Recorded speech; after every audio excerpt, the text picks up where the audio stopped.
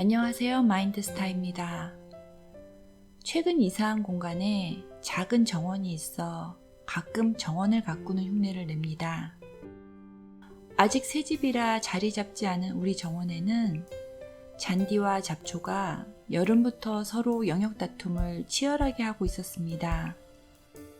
산책길에서 본 다른 집들이 아름다운 초록 정원에 비교해 우리 정원은 초라하기 그지없이 비춰졌기에 어느 날 저는 어설픈 복장으로 정원에 나가 잡초를 뽑기 시작했습니다.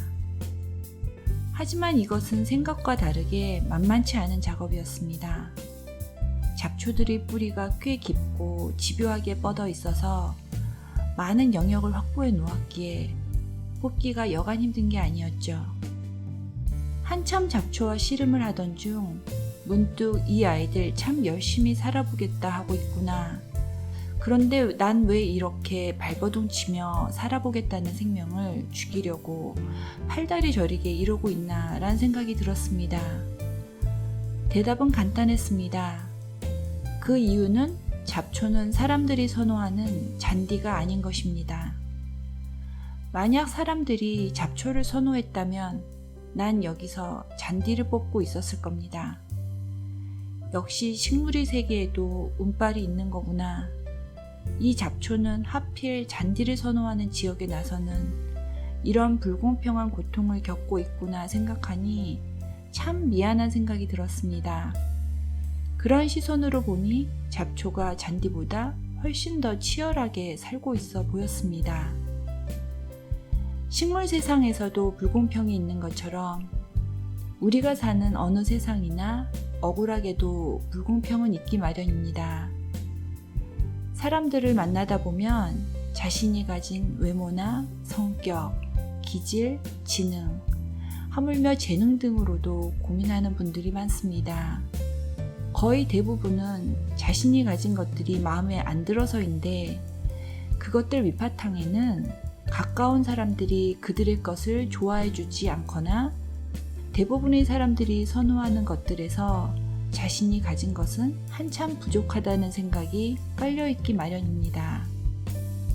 운이 좋아 자신의 것들을 사랑해주고 좋아해주는 환경이나 시대에 태어났다면 정말 행복할 텐데 그러지 못하는 상황에서 버텨내고 스스로 사랑하며 살아남기란 녹록치 않습니다. 우리 정원의 잡초처럼 어쩌면 그들은 더 치열하게 열심히 살고 있었을 텐데 말이죠. 하지만 그것을 원망하고 자신을 미워한다고 해결되는 것은 없습니다. 빌 게이츠는 마운티 휘트니 고등학교 학생들에게 세상은 원래 불공평한 것이니 그런 현실에 대해 불평하지 말고 현실을 받아들이라고 하였다고 합니다. 왜 한참 꿈을 키우는 아이들에게 하필 그런 말을 했을까요? 아마 세상은 이런 것임을 받아들이는 것부터가 삶을 긍정적으로 자기 주체를 가지고 살아가는 데의 기초가 되기 때문일 것입니다. 바꿀 수 없는 것에 에너지를 낭비하거나 피해의식에 쌓여 인생을 낭비하지 말고 빨리 불합리한 현실을 그대로 인정하고 거기에 맞는 자신만의 향기가 있는 인생을 만들라는 의미일 것입니다.